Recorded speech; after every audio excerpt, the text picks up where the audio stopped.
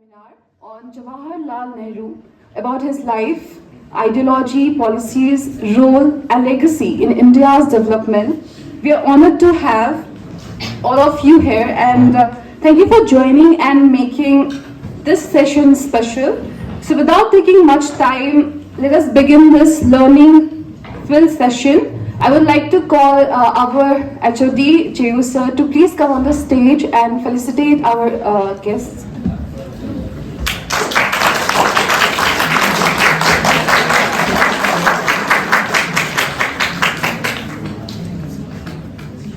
A very good morning, good afternoon to one and all. My dear students and learned faculty members, Professor Biswal, Dr. Sunildra Akajam, Dr. Rao, and also the guest faculties from the Department of History and research scholars, and most importantly our guest, Dr. Doneti Sivaji. So let me, I will not speak anything, just I would like to introduce him. He is from the Department of History and Archaeology. Dr. Doneti Sivaji, having vast experience and having lots of publications in his, business history, specialized in business history. So aligned with our discipline, I can say. It is very important area to me. I really enjoy his this particular area of research and area of academic pursuit. So we are very much happy to have him here today to enlighten our young students, both from the history and from the Department of Management. And as far as this program is concerned, it is on Jawahar Lal Nehru, who is a great leader of our great nation, who is the architect of modern India and a great educationist. I will not speak about his life and all. Dr. Sivaji will be speaking in this line. So with this a few words, I welcome Dr. Sivaji and all my colleagues here in this session for this invited lecture. And I would like to request all the faculty members and the scholars and the students so sincerely attend only 1 hour session so that you will learn something regarding the leadership qualities, because since he is a great leader, he was the first Prime Minister of our great nation Bharat, so it's a great opportunity to hear from him. So with this a few words, I start from the language of Dr. Sivaji that you call keep silence, and everyone shall come and sit. So in his language we call it Randy, come and sit. This is his language. Okay. So anyway, I welcome everyone and I invite Dr. Sivaji to deliver his speech. Thank you very much. Respected Professor J.U. Ahmad sir, Head Department of Management, and my respected colleagues, Professor Sunil and Professor Biswal sir and Rao sir and other faculty members and my dear students. Today I am very happy and privileged for giving me opportunity to speak on Jawahar Lal Nehru, a great leader of a great nation, India. In fact, November 14th was his birthday. We have to conduct a lecture seminar on that day only, but because of little academic constraints, we are organizing a lecture today. So however, it is relevant to discuss about him and to discuss about his life, ideology, policies, role, and the legacy and the contribution he have done for the development of modern India. Nehru, he was in fact the first Prime Minister of India and a towering personality, and he was also an architect of great democratic institutions and developmental institutions and educational institutions And he was also a champion of liberal democracy and secular nationalism. Above all, he is a towering personality, and his meticulous job and commitment need to be remembered. And to unite the diversified cultures, to unite the diversified traditions, to unite the diversified regions into one nation, that is India. So that's what he remembered forever. He needs to be remembered forever for the legacy he left behind to us. So it needs to be discussed in two phases. One was his contribution to the India's national movement. By inspiring the ideology of Mahatma Gandhi, he plunged into the national movement, and he participated in non-cooperation movement, he participated in civil disobedience movement, he participated in Quit India movement, and many times he was put in jail also. And in the jail, he did not keep quiet. He tried to explore the greatness of the ancient civilization, but he wrote a book, Discovery of India. Then after that, he was imprisoned many times, but he did not fear about his imprisonment, but questioned the irregularities and the exploitation taken during colonial time. That's what his contribution to the national movement need to be remembered. As he was born in a highly rich family, his father was Motilal Nehru, he was a rich lawyer. They are already a prosperous family, but it did not require to him to getting into the freedom struggle. But even though at that time he wanted to break the chains of the colonial clutches,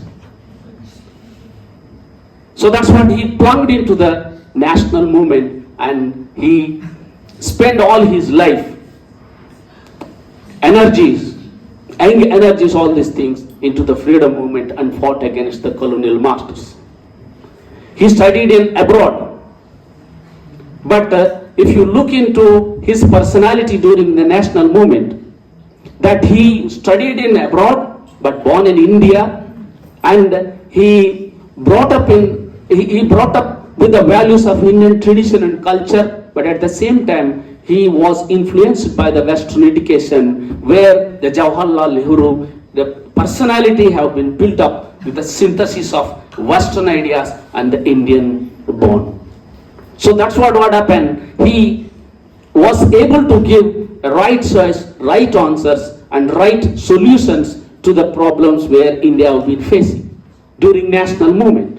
When it comes to the nation building, and after we got independence in 1947, he was the first Prime Minister of India.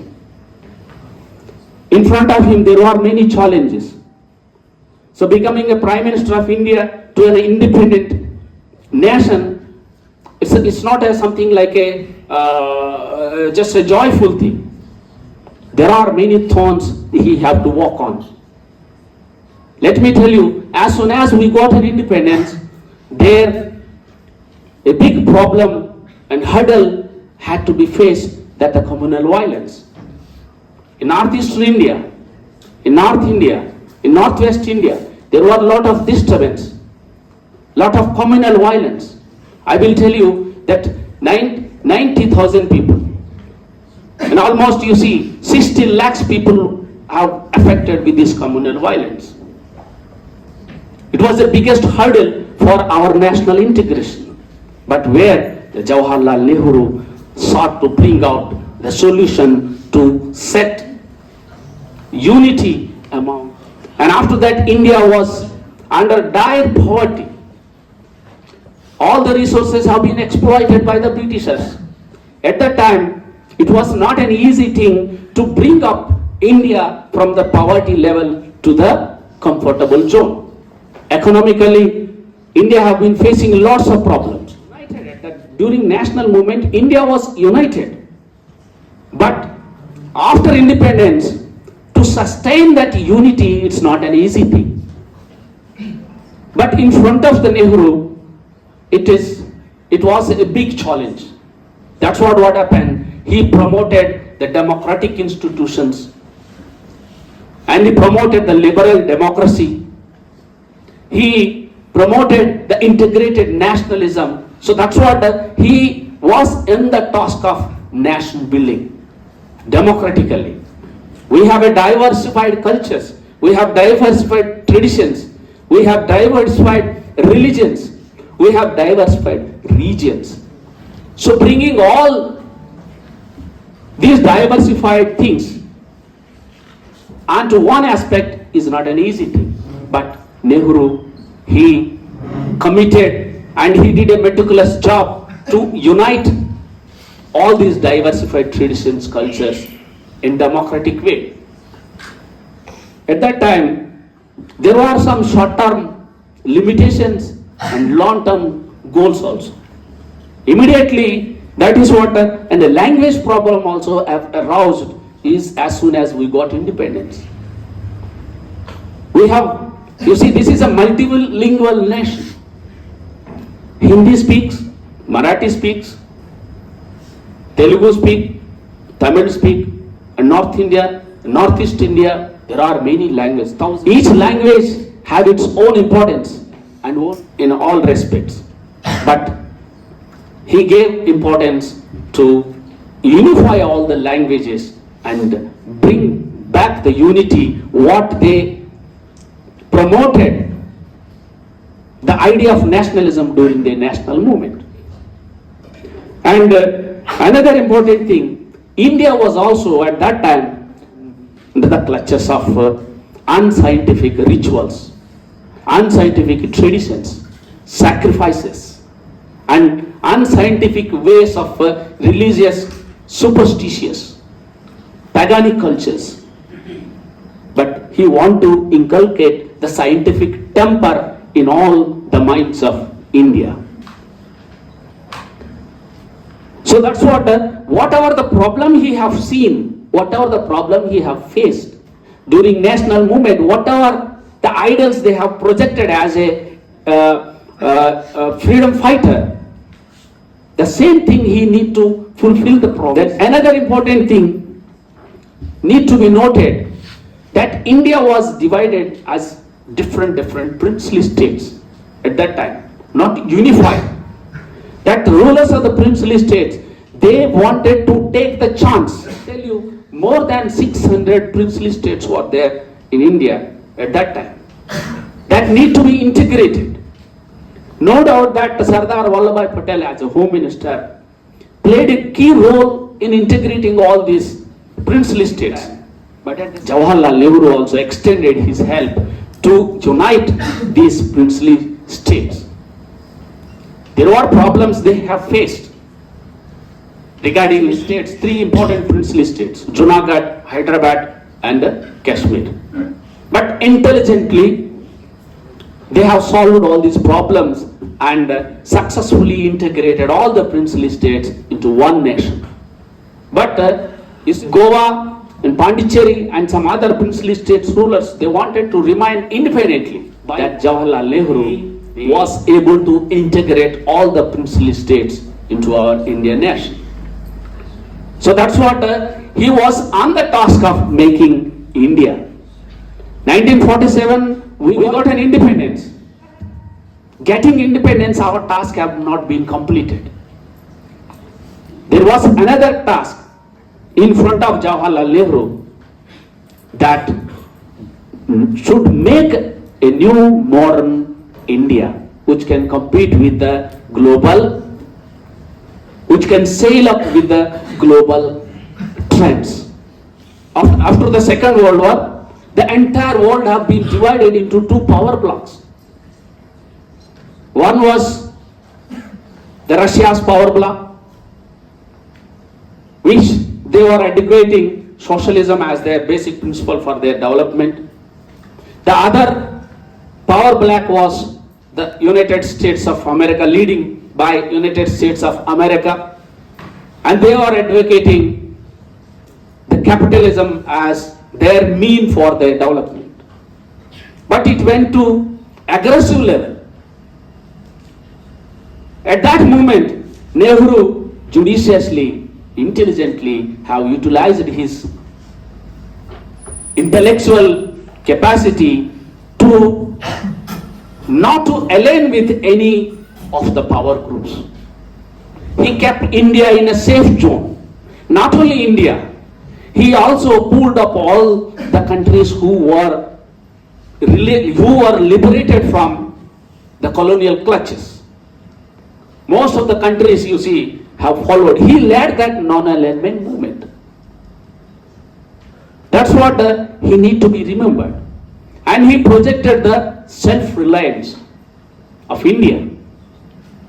That's what, from the problems in 1947, he slowly, with his meticulous job, brought India into one side. He was on the task of making nation. The other side, he was also on the task of making modern and developed India, self-reliant India. That's what he followed. Economic planning, 5 years planning system. That in that 5-year planning system, that he wanted, by following the 5 years planning system, that he made a target for every 5 years. Almost during his 17 years tenure, that he projected India that in the first 5-year plan, agriculture development, second 5-year plan, industries development, third 5-year plan, tertiary sectors development. Like that he have, so for each 5 year he developed India in each sector. So that's what he shifted. Till 1947, India doesn't have any kind of a plan or a model for its economic development. Only it was subjected under the colonial exploitation.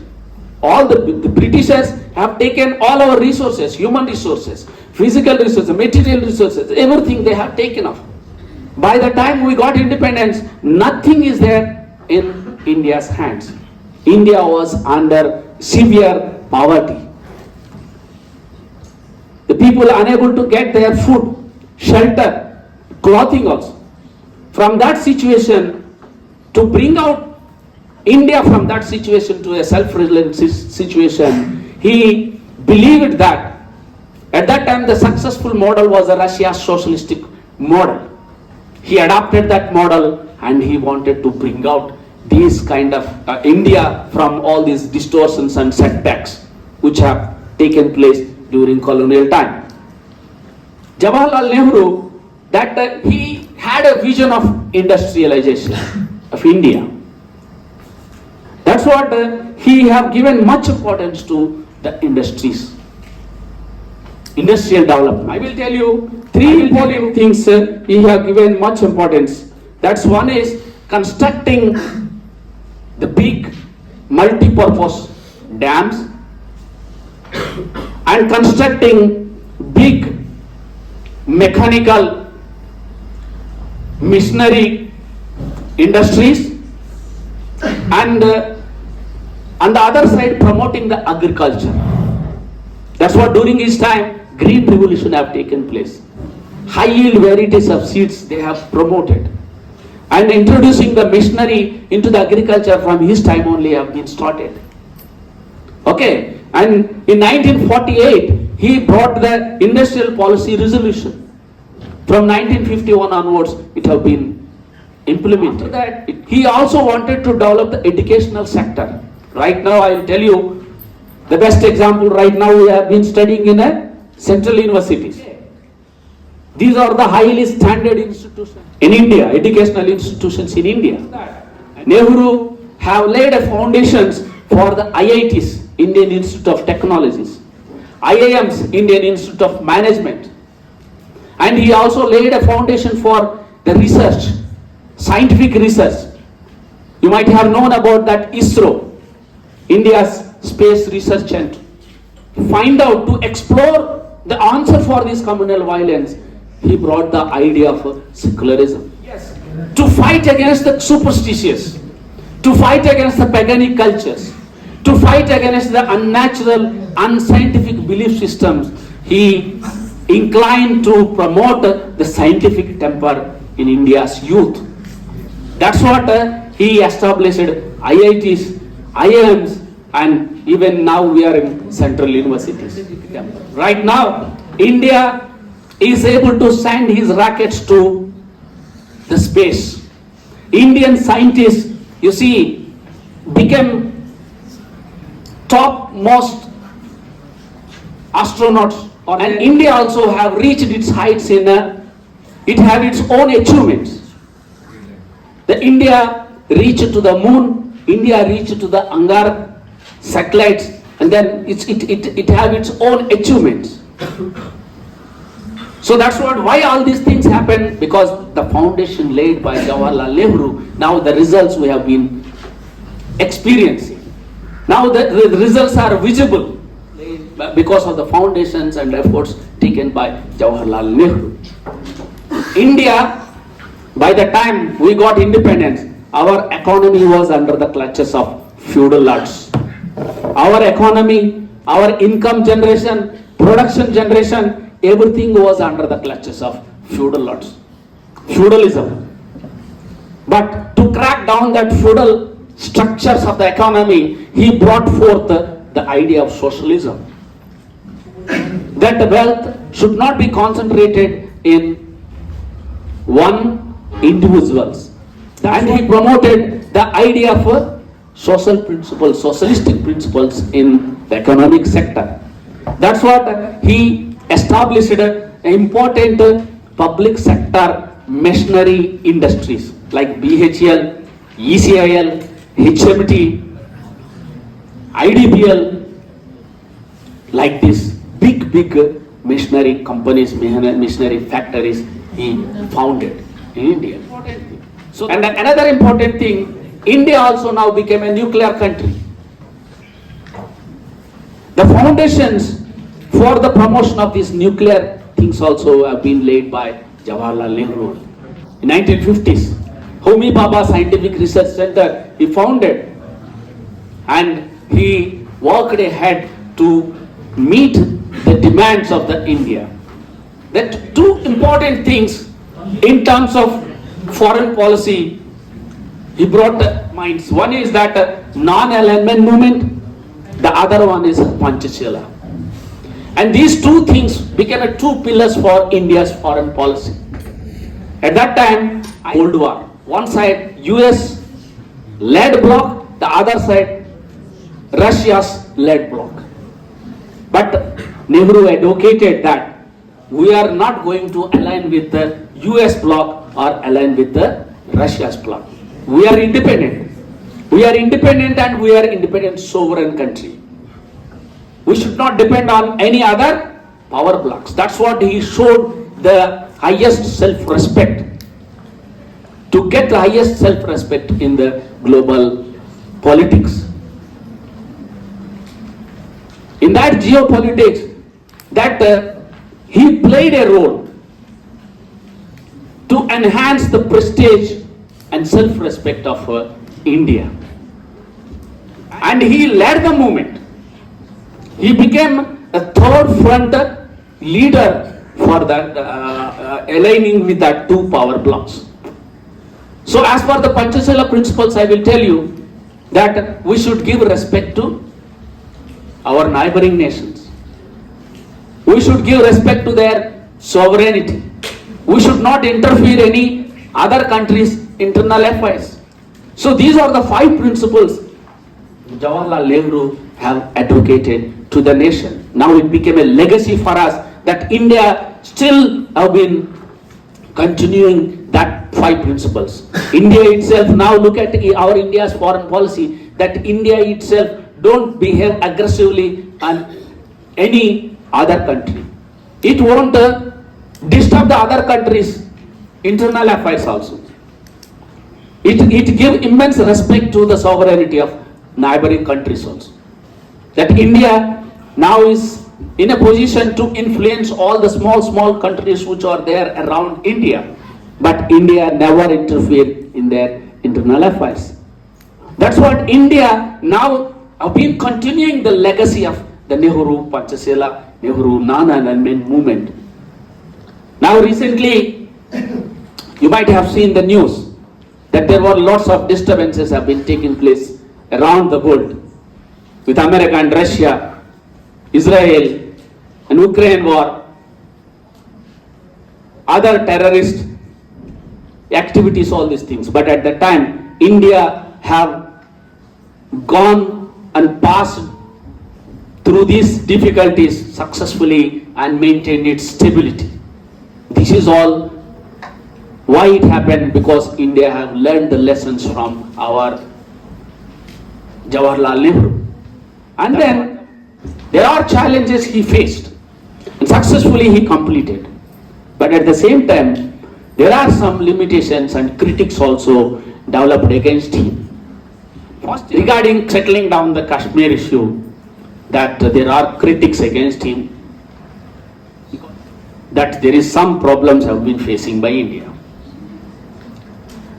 And during China war in 1962, that Nehru could not anticipate the aggression of China in 1962.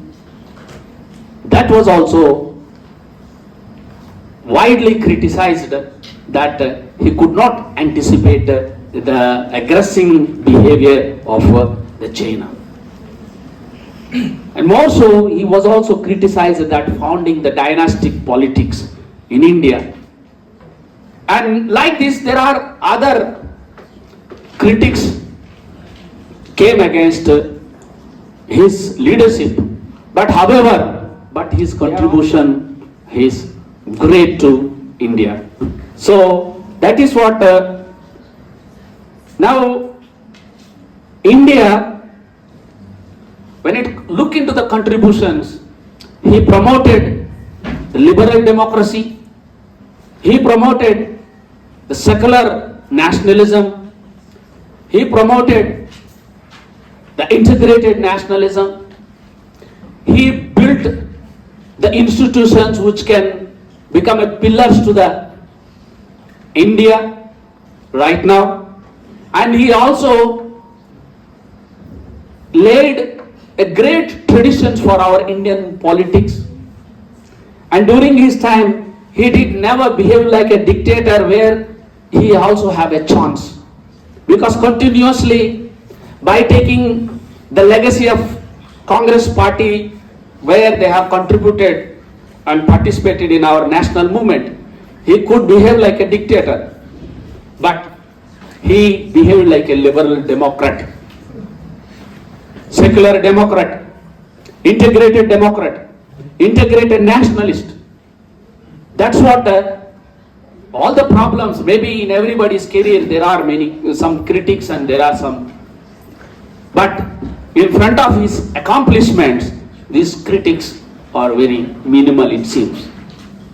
That he was also widely criticized for his policy of licensor system. But his accomplishments are so great than his failures that they need to be remembered. These critics are a part of an honest reassessment of a leader whose achievements and errors both are consequential, not intentional. But Nehru's failures need to be considered as a consequential, not an intentional aspect. And Nehru, that's what still a matter for us.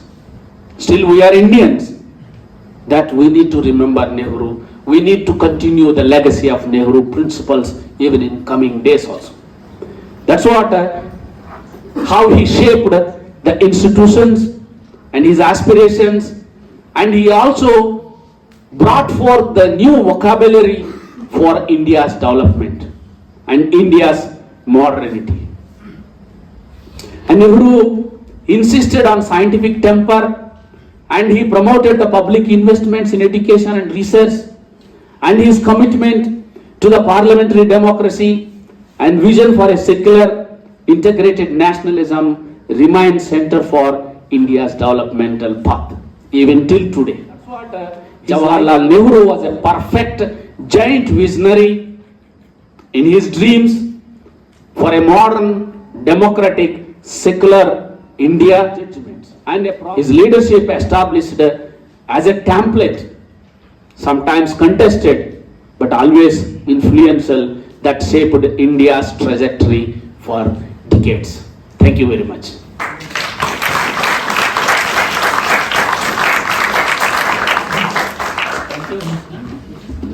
Thank you so much, Dr. Doneti Sivaji, for very enlightening lecture on the life and legacy of Jawahar Lal Nehru.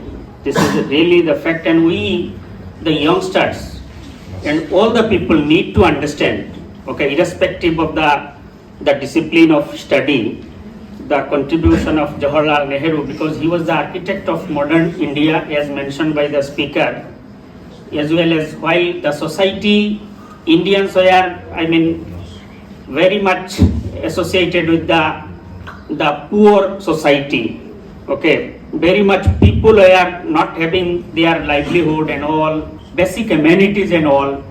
That time only, the skeleton of the entire India was made by Jawahar Lal Nehru in association with his team.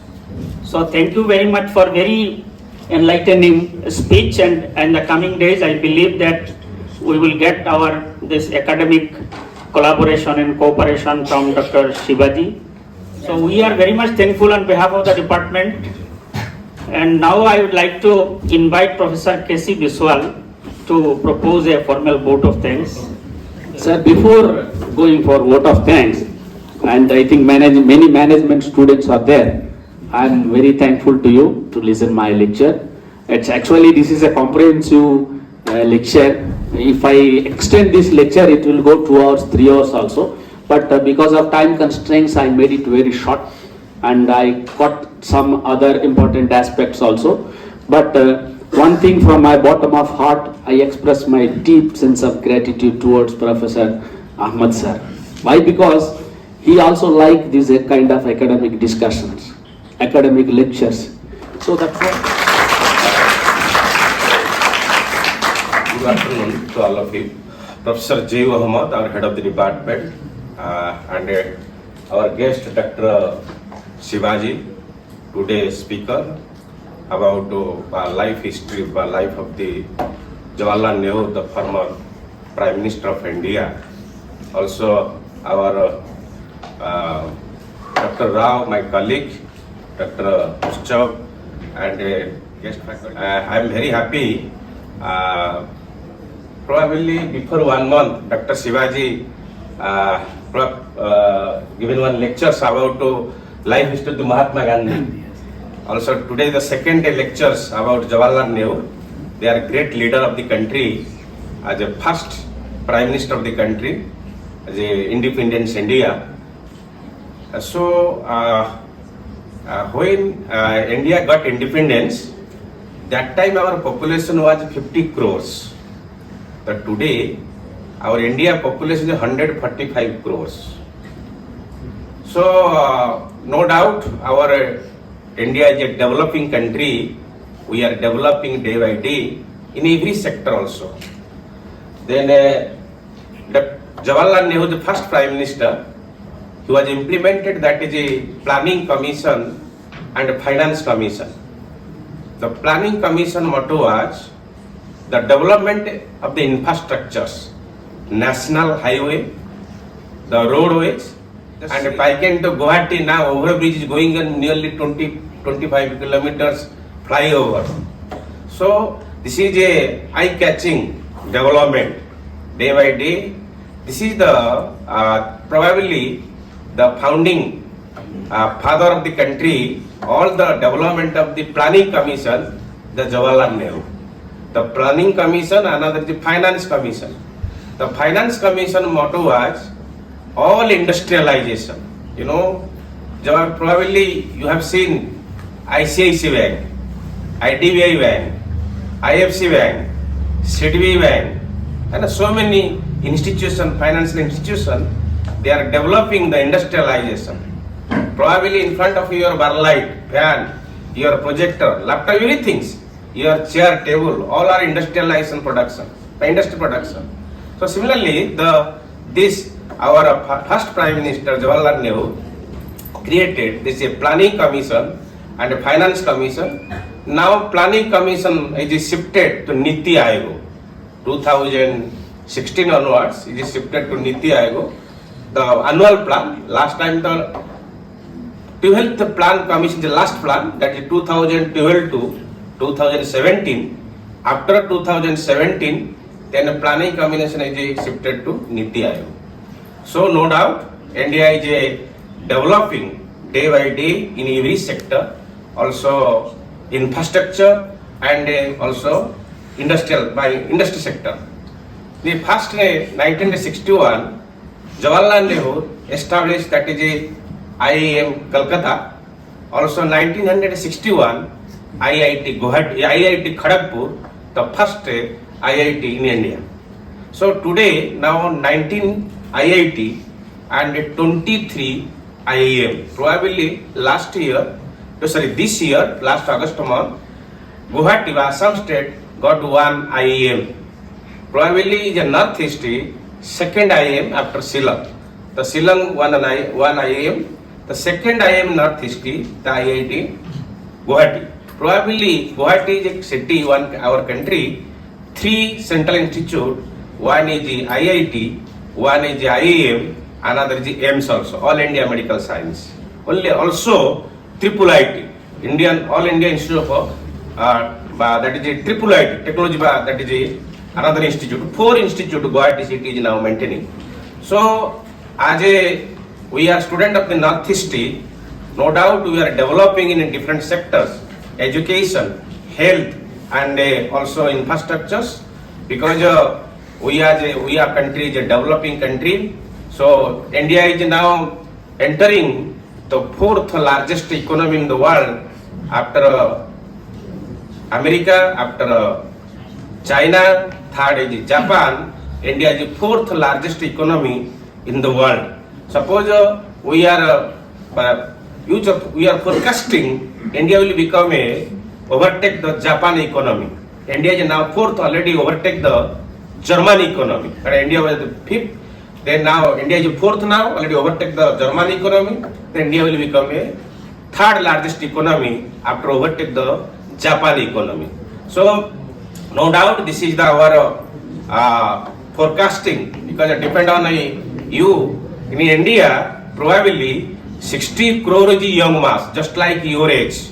Out of 145 crore population, 60 crore is young mass. Out of 60 crore, 33 crore is student mass, LKG to PG. 33 crore is student mass. So it is our country, just like we are saying young India. Our age 18 to 45, 60 crore population. Then particularly our country development depend on young mass, just like as a student mass. The India में 33 crore is student from LKG to PG. This is our Indian student mass history. So thank you so much, sir, Dr. Sivaji sir. Then also I learned some history, because I know that our first Prime Minister of the country, Jawahar Lal Nehru. Today everything is clarified. Dr. Sivaji, all history, all things. Evening और भी कुछ है Jawaharlal Nehru, but due to the time constraint, cannot given all things. So probably the youngest Prime Minister of the country is Jawahar Lal Nehru. I will also thank you so much, our head of the department, Professor Jehu Amma. Also encourage our students and all MBA students here, and my colleagues, Dr. Rao, Dr. Ushchav, and our guest faculty of the history department. And thank you all students, friends, and history department and my department, MBA department. So in the future also we will conduct one by this type of lectures. I'll also from Dr. Sivaji will give the future lecture. Probably he is planning business history. Business history. But he is also, no doubt, he is a history student, but a PhD in business history. Also MBA plus and history, the combination. So thank you so much for your encouragement and for valuable lectures for our young generation. Thank you, my head of the department and my colleague, all students. Thank you so much. God bless you.